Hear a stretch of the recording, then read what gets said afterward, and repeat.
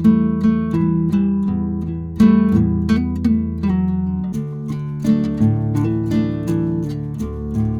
is a beautiful morning here in Chiba Prefecture. It's not so windy yet, but it's supposed to be really windy today.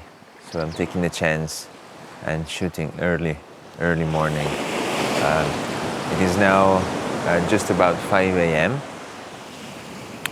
Everything is pretty still now. Not many people around, which is really good. I'm shooting this scene at the moment. This really nice torii gate in the sea. I've been in Chiba here for a couple of days now. I was going around a little bit too much maybe yesterday. I visited many locations, tried many different things. And today I decided to take it easy and just shoot a couple of locations this morning, and then I'm gonna go back home and relax a little bit. It's a really nice Sunday morning. Right now I'm shooting a 3.5 minutes exposure with this new old lens that I am going to talk about a little bit later on.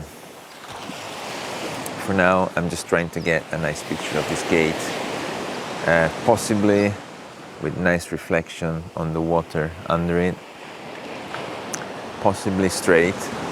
It's really difficult to frame these kind of subjects because they're really symmetric, and when you just shoot the image 1 degree off, you get strange lines that you have to fix in Photoshop afterwards.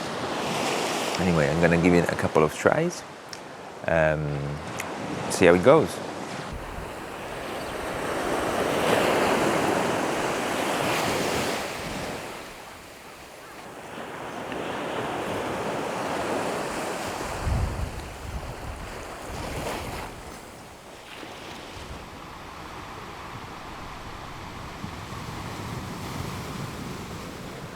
So I am trying a couple of different compositions here. Of course, the easiest one probably is straightforward, a really minimal composition with just the gate and a little bit of the water. And I did take a couple of those shots, but I think it's always good when you're in a place like this, especially if it's a new place, to try different compositions. So right now I'm trying a different one from the side.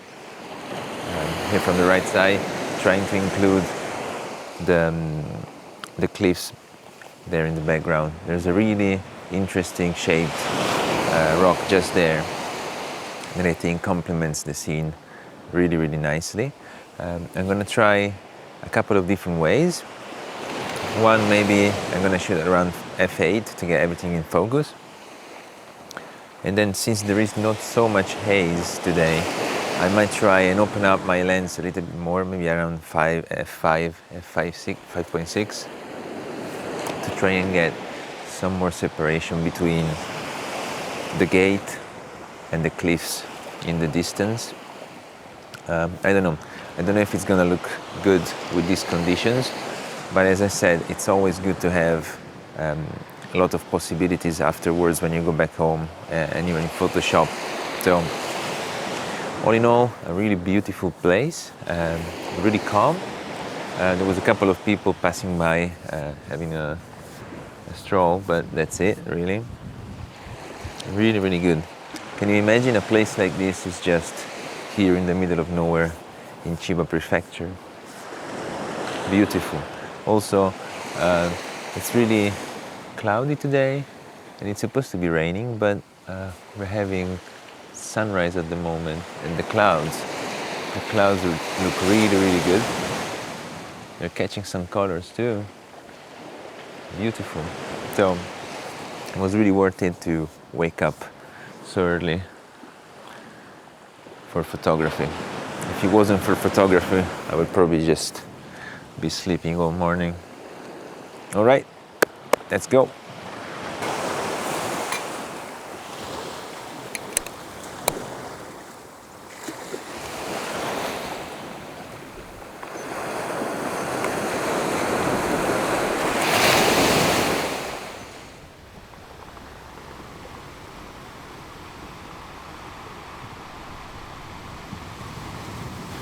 So this is the lens I was talking about, my new old lens. This is the Nikkor 28 to 85 f3.5 to 4.5. I'm pretty sure you never heard about this lens, probably because it's really old. I think it's from the 90s. And yeah, I was looking for a mid-range zoom, because at the moment I have the 18 to 35 and I have the Tamron 100 to 400. So there is a huge gap in the middle of the two. And frankly, most of the time, the 18 to 35 gets the job done. So I was looking for something a little bit longer than that, but not really expensive like the 2470 2.8. So I found this on eBay, and you wouldn't believe it. This is autofocus, believe it or not. Here, can you hear that? So it's not the fastest autofocus in the world, but I do not use autofocus to begin with. So it has autofocus when you need it. It goes all the way to 85. It also has a really nice macro function in here. There you go. If you just push there and twist, you get a macro lens. Can you see that? Like that. It goes into M. It becomes a macro lens, which of course it's only manual.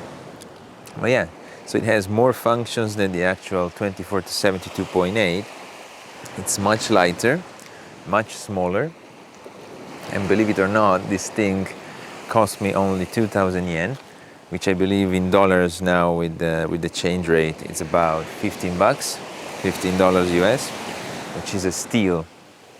Image quality, I tried it a couple of times, but I can say it's probably almost on par with my 18 to 35, which is really, really sharp.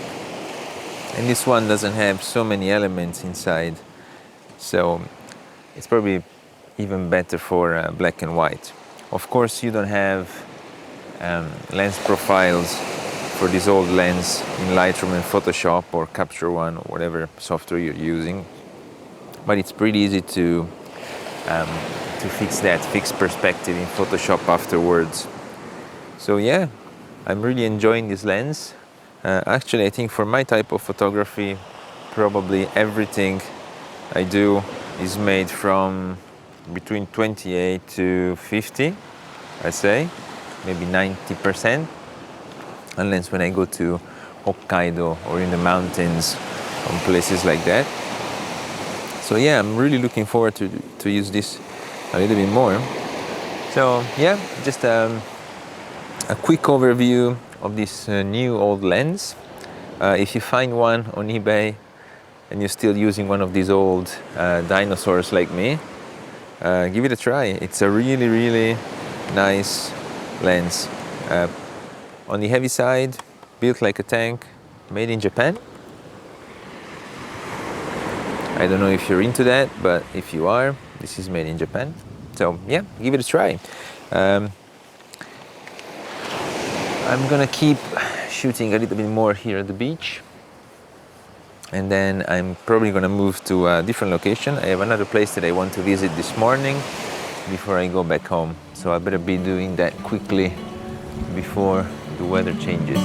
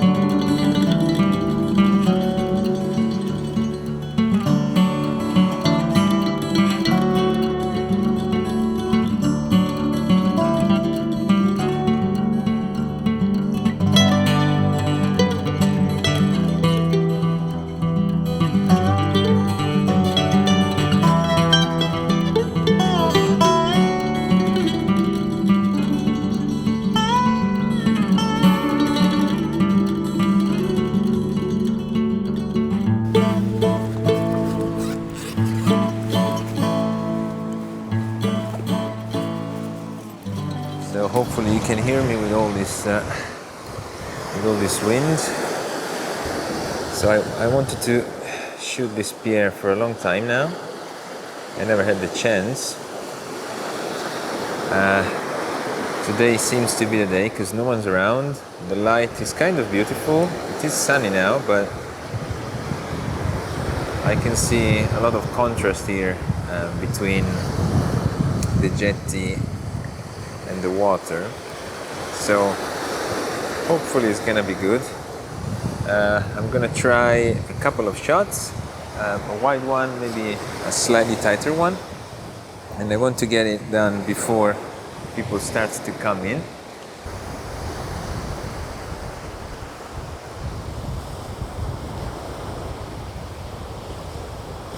So exactly as I was afraid, people started to come in and walking on the jetty. And also, as you can see here, and probably you can also hear it, the wind is picking up a lot. So what I'm trying at the moment is I'm taking many exposures at about 1 minute, which I found is the maximum exposure time before my images start to shake. So I'm trying to take a lot of shots between. Oh, that was close. Camera was going down. So lots of shots between 30 seconds and a minute, as I was saying, and then I'll try to combine them together to remove the people. But I don't know, it's a long shot. Another thing that happened is the remote for my D850 stopped working as well. So I ended up using the internal timer of the camera, and I'm actually shooting a time lapse at the moment. Each frame is exactly 30 seconds, which is the maximum I can get. In this way I don't touch the camera, I don't introduce any vibration, and then afterwards I guess I'm gonna put together 3 or 4 of those images from the time lapse and make one single image, hopefully without the people. At least that's the plan. I don't know if it's gonna work, but yeah, crazy. I thought, a jetty in the middle of nowhere, no one would be here, but apparently it's quite famous. So okay, I'll keep shooting. If I'm gonna get any image at all, you're gonna see it right now.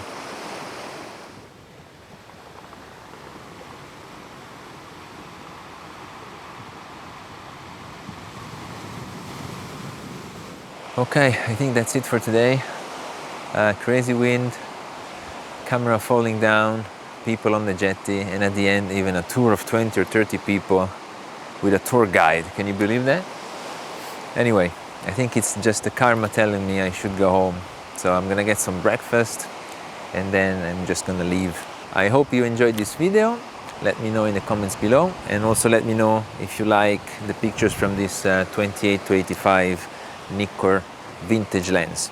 I really like it, especially for black and white, to get that vintage look, and especially if you think about the price, because it's just 15 bucks. I mean, super cheap. Thank you so much for watching.